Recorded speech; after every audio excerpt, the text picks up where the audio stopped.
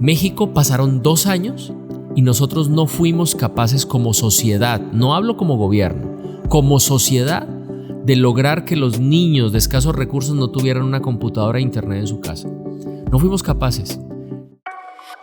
Global Thinking, un podcast de Global University. Comenzamos. ¿Existe la meritocracia? Mira, México está como está en cuestiones de desigualdad, de pobreza, de narcotráfico, porque la mesa está completamente dispareja. O sea, hay una muy poca gente que tiene resueltas muchas cosas y hay una gran cantidad de gente que no tiene resuelto nada. Mientras nosotros no pongamos la mesa un poco más pareja, va a ser imposible que México crezca y cambie. Hay un informe de la UNESCO muy radical que dice que hay una generación de jóvenes, de niños mexicanos perdida por esta pandemia. No, ni el gobierno, ni los empresarios, ni los educadores, no fuimos capaces. En un estado tan pequeño como Aguascalientes, cerca de 19,000 niños, y datos del Instituto de Educación de Aguascalientes, se desescolarizaron, niños y jóvenes. 19,000. ¿Dónde están ellos? ¿Delinquiendo? ¿Trabajando? No lo sabemos.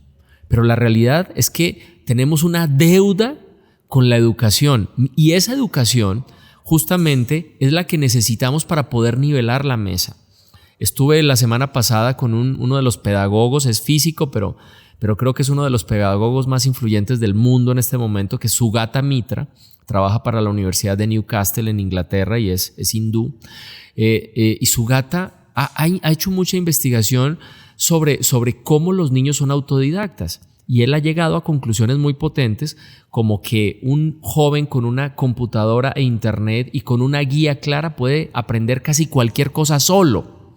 Entonces imagínate la diferencia de un país que hoy todos nuestros niños tuvieran computadoras e internet, y es muy paradójico porque el hombre más rico de este país se dedica a vender internet y nuestros niños no tienen internet y tenemos una riqueza y somos una de las 15 economías más grandes del mundo y no pudimos darle una simple computadora o un iPad a un niño para que pueda estudiar. ¿Qué nos está pasando? O sea, la realidad es que la mesa está muy dispareja y mientras nosotros no nivelemos, pero es una responsabilidad de todos, porque lo más fácil es decir es que es este gobierno o el anterior o los dos anteriores. No, es una sociedad que no le duele el dolor del otro. Y una sociedad que pierde la capacidad de sentir el dolor del otro está perdida. Si a mí no me duele lo que está pasando en México, si a mí no me duele que se estén desescolarizando los niños, si a mí no me duele la pobreza, si a mí no me duelen los inmigrantes centroamericanos, estamos perdidos. ¿Por qué? Porque entonces esa parte de sensibilidad para la construcción de un mundo mejor no existe y nos volvemos pragmáticos totalmente, simplemente defendiendo nuestra posición y nuestra seguridad. Pero yo creo que hoy más que nunca necesitamos construir una sociedad sensible, que es una de las 10 habilidades que yo propongo para el siglo XXI. La sensibilidad es una de las habilidades que tenemos que retomar y fortalecer en los niños y en los jóvenes y en los adultos. Y eso es algo que se forma desde la casa, desde la escuela, desde los primeros años. Entonces, yo sí creo que hay que poner la mesa pareja. El discurso tiene que ser, toda la sociedad tiene que poner la mesa pareja, porque después de ahí sí depende de la voluntad hasta donde quieras llegar. Pero si a mí no me das posibilidades ni siquiera de conocer qué está pasando en el mundo, hoy es el momento de la historia donde prepararse es más fácil. ¿Por qué? Porque hay miles de maneras de autoestudiar, pero si yo no tengo acceso ni siquiera a internet, estamos perdidos. Y no un internet del que ponen en las plazas, en las ciudades, que es un internet de muy baja calidad donde yo no puedo descargar nada. No, necesitamos resolver realmente el problema. Y entonces, cuando logramos resolver ese problema y los niños tienen un computador o una tablet que los pueda conectar con el mundo entero, yo te aseguro que el país va a empezar a mejorar sus niveles educativos. Pero no hay un plan, no tenemos un plan. No hay un plan para resolver esa situación y eso es lo que a mí me agobia, porque pasa el tiempo, pasan los gobernantes y no hay un plan de verdad ordenado de qué quiere México y cómo se quiere ver dentro de 20 años. ¿Qué es lo que queremos? Vivir del petróleo en 20 años es la peor estupidez del mundo. O sea, eso no nos va a ganar, eso es imposible que pase. En 20 años el mundo no va a usar el petróleo como se usa hoy. Quizás alguien dirá es que somos muy ricos en litio, pero también es un recurso no renovable. Tarde o temprano se va a acabar. O sea, hoy necesitamos formar diferente para construir una sociedad diferente que tenga habilidades diferentes para un mundo que es diferente.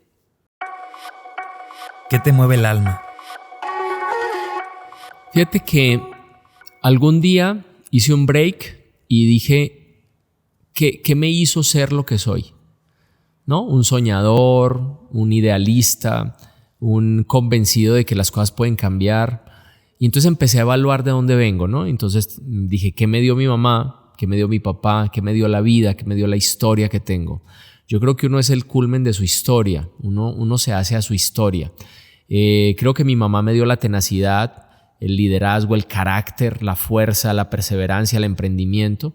Pero mi papá me dio algo que me parece muy valioso y es la capacidad de convencimiento. Creo que el no tener pena de enfrentar cualquier situación y buscar la solución, eso me lo dio mi papá. Mi papá era una persona que era muy capaz de convencer de cualquier cosa a casi cualquier persona. Y después empecé a ver qué me hizo la vida. Mi familia tuvo muchos problemas, mi papá se quedó en la ruina después de haber tenido muchos recursos y aparte con problemas de alcohol. Viví en una familia muy compleja. Yo desde muy chico era el hombre de la casa porque mi mamá terminó separándose de mi papá y yo me volví el jefe de la casa, me volví más un papá que un hermano o que un hijo. Y entonces cuando empiezas a ver que esa responsabilidad la tienes, pero que esa responsabilidad que es muy compleja porque eres chico, pero esa responsabilidad te vuelve lo que eres ahora y eso es muy valioso. Yo desde los 15 años hacía el mandado en mi casa, entonces yo me iba y yo sabía cómo debía comprar los jitomates y cómo debía hacer la lechuga y sabía revisar si el aguacate estaba listo para el día o no, y eso normalmente un chico pequeño no lo hace. Yo desde muy chico trabajaba, me daba pena pedir dinero, yo veía en mi casa la situación muy compleja, entonces yo quería hacer las cosas para no ser una carga. Y entonces desde muy chico trabajaba, hice 1000 cosas, vendí colchones, vendí muebles, vendí 1000 cosas, o sea, arepas, 1000 cosas, chocolates, siempre buscando que yo tuviera mis recursos para hacer las cosas. Y después tuve un trabajo formal que lo hice porque quería comprar mi primer coche y yo dije, quiero hacerlo yo y pues nadie me lo podía dar. Y fui mesero de un bar. Y creo que yo le recomendaría a los jóvenes que ojalá algún día de su vida, de su proceso formativo, sirvieran. Y si son meseros sería interesante. Creo que uno aprende unas soft skills, unas habilidades blandas muy potentes, un manejo de las emociones muy cañón, porque ser mesero te desarrolla unas habilidades muy potentes. De cómo tratar a la gente, de cómo venderle, de cómo lograr los objetivos, porque el objetivo de un mesero es atender bien para que siga teniendo trabajo y el otro es que te den buena propina. Entonces desarrollas unas habilidades que te sirven en la vida. Yo saco cosas de ahí, digo, mi capacidad hoy de siempre enfrentar la vida sin pena, siempre con respeto, pero sin pena, quizás se formaron también ahí, ¿no? De tener que atender a un cliente que te menospreciaba o que te trataba mal. Yo creo que eso es muy valioso. Servir te ayuda a desarrollar habilidades muy potentes, te pone los pies en la tierra, te ayuda a ser humilde, te ayuda a ser capaz de ver el mundo desde otro punto de vista. Entonces, eso me sirvió mucho. Y hoy al final, después con todas esas cosas que me dio mi familia, mi situación, todo lo que vivimos con mi papá, pues me hicieron una persona que hoy quiere construir cosas diferentes. Mi energía está puesta en construir un México mejor. Yo no sé hasta dónde llegue. Hay veces como que me entran frustraciones y digo, me falta mucho, como que siento que me falta mucho más camino para lograr objetivos, para lograr lo que quiero, pero la realidad es que hoy ver jovencitos que formamos desde niños y que ya son empresarios y que tienen empresa y que están generando desarrollo, ver niños que están ganando concursos internacionales de ciencia, todo esto que estamos logrando ahora después de 11 años de trabajo en educación básica y 25 años en educación superior, creo que es algo muy potente. Yo creo que hay veces uno siente que no impacta, pero cuando uno actúa bien impacta, ¿no? Y el impacto siempre impacta. O sea, la realidad es que por pequeño que sea, siempre termina moviendo algo. Y yo creo que el objetivo y a lo que yo me dedico y lo que me gusta y lo que me mueve el alma es impactar, es ser congruente. Para impactar hay que ser congruente entre lo que piensas, dices y haces, ¿no? Y soy una persona con errores y equivocaciones, pero creo que mi objetivo en la vida es impactar, es tratar de mover, es tratar de quitar la pasividad de los jóvenes y lograr que se muevan para algo. Entonces, pues a eso me dedico, eso es lo que hago. Yo creo que mover almas para construir cosas diferentes. Yo siempre he dicho que soy un enamorado de México y me debo a México y quiero que México sea mejor y quiero que tenga mejor gente y quiero que seamos mucho más equilibrados, que tengamos la mesa más pareja, que estemos preparados para el siglo XXI, que seamos pues un país potente, un país que no esté donde está, porque yo creo que México se merece más de lo que hoy tiene. Se merece menos señalamiento, se merece menos dolor, menos tristeza, menos sangre. México se merece muchas cosas mejores. Entonces, bueno, ese es mi objetivo y eso me mueve. ¿Qué le dirías a los 100 empresarios más ricos? Si yo tengo a los 100 empresarios más ricos de México, los miraría a los ojos y les diría: en este país tenemos que apostar por educación, educación y educación. Y eso lo tenemos que hacer ya, porque si no, en el siglo XXI vamos a tener un México más pobre. Yo creo que con lo que tienen esos 100 empresarios, se podría sentar las bases de un México de otro nivel. Y yo creo que no es tan difícil. Yo creo que ejemplos en el mundo tenemos de cómo cambiar la educación. El problema es que todos tenemos que sacrificar algo para lograr ese objetivo, pero no hay otro camino. No es trayendo multinacionales, no es generando pequeñas empresitas. Este país lo cambiamos en el momento en que decididamente centremos todo el país en educar diferente. Educar para el emprendimiento, educar para la sostenibilidad, educar para la construcción de un México preparado para el siglo XXI, educar desde la innovación, una gran cantidad de atributos que hoy el sistema educativo no tiene. Yo empecé hoy hablándote que simulamos educar. Ese es el grave problema de México. Entonces tenemos un sindicato que se vuelve el aliado político de alguien que quiere ser presidente y entonces se vuelve un botín político los estudiantes, los maestros. O sea, realmente se ve a la educación simplemente como un objetivo, como una herramienta para lograr un objetivo y no como lo que realmente es, el motor del país. Entonces yo les diría, eduquemos y vamos a cambiar a México. Ellos seguramente lo podrían hacer perfectamente. Y ejemplos en el mundo hay muchísimos de cómo a través de centrarnos en la educación. Ahora, no es solo los empresarios, ahí tendríamos que mover al gobierno, a la sociedad y al recurso para poder construir ese modelo educativo diferente para el siglo XXI. ¿Qué le dirías a las colonias más pobres? Mira, la verdad es que es una pregunta muy complicada porque yo creo que no hay que decirles nada. Porque México les quedó mal. México les quedó a deber a la gente que hoy no tiene posibilidades de desarrollo. Y nos preguntamos por qué tantos inmigrantes se van a Estados Unidos. Porque México les quedó mal. ¿Por qué hay tanto narcotráfico en México? Porque México les quedó mal. ¿Por qué su sistema educativo no funciona? Porque México les quedó mal. Yo más bien lo que haría es tratar de buscar solucionarles los problemas que tienen. Hablemos del oriente de Aguascalientes. El oriente de Aguascalientes, que no es el más dramático de México, porque creo que hay lugares en México mucho más dramáticos, pero el oriente es una zona donde hay pocos hospitales, donde no hay buenas escuelas o hay muy poquitas, donde no llega el agua, donde el sistema de transporte no es tan eficiente, donde no hay una gran cantidad de servicios. Entonces, les quedamos a deber. O sea, la realidad es que les quedamos a deber. ¿Quiénes les quedamos a deber? Toda la sociedad. De cada 10 niños que entran a un kinder, solo 1.2 termina una licenciatura. Los que pudimos estudiar les quedamos a deber. Los que hoy normalizamos la corrupción les quedamos a deber.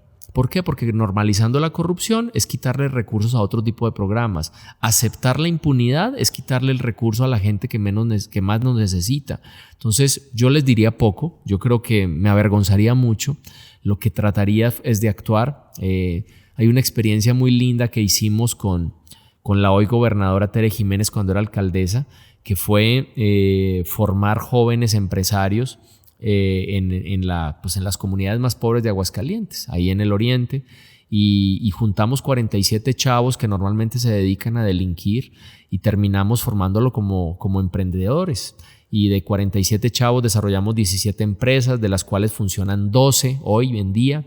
Y entonces chavos que de robar celulares pasaron a vender quesos, a estampar playeras, a vender partes de patinetas, y los empezamos a mostrar otro mundo diferente.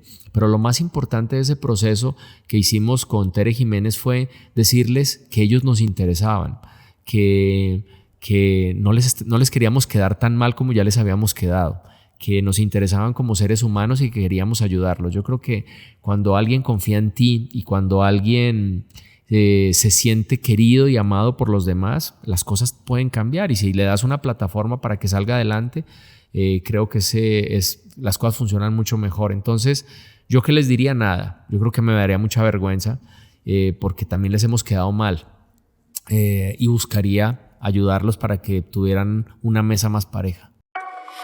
¿Qué le dirías a los maestros de México? Yo creo que tenemos que ser conscientemente incompetentes. Mira, lo peor que le puede pasar a una persona o a una sociedad es ser inconscientemente incompetente. ¿Qué quiere decir eso? Que yo creo que estoy bien, ¿no? Entonces, si yo creo que estoy bien, yo sigo haciendo las mismas tonterías.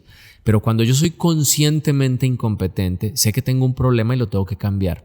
Yo le diría y me diría a mí mismo que no nos creamos tan sobrados, que no nos creamos que ya todo lo resolvimos, que no nos creamos que tenemos un sistema educativo adecuado, porque la realidad es que no lo tenemos. El mundo se ha cansado de decirnos que no estamos bien preparados. El mundo se ha cansado de decirnos que México no está saliendo bien evaluado en las pruebas internacionales, y lo único que hacemos es mejor ya no aplicar esas pruebas porque entonces no queremos ver lo que está pasando. Yo les diría a mis compañeros investigadores que un país pobre como México, que invierte tan poco en ciencia y tecnología, no puede hacer investigación que no genere riqueza. Es un pecado generar investigación que no genere riqueza, porque la realidad es que tenemos tan pocos recursos para investigación que tenemos que investigar en cosas que generen riqueza. Les diría que tenemos que aceptar nuestra ignorancia y que tenemos que empezar a voltear al mundo y ver cómo podemos construir un sistema educativo que nos disminuya las desigualdades. Tenemos que empezar a aceptar que por muchos años hemos simulado educar y hemos construido universidades que simplemente simulan educar para que los estudiantes reciban títulos que realmente no les van a ayudar o les van a ayudar muy poco en su vida. Yo creo que tenemos que empezar a ser un poquito más conscientemente incompetentes y empezar a soñar con un sistema educativo diferente que sea el soporte de la economía del país. Global Thinking, un podcast de Global University.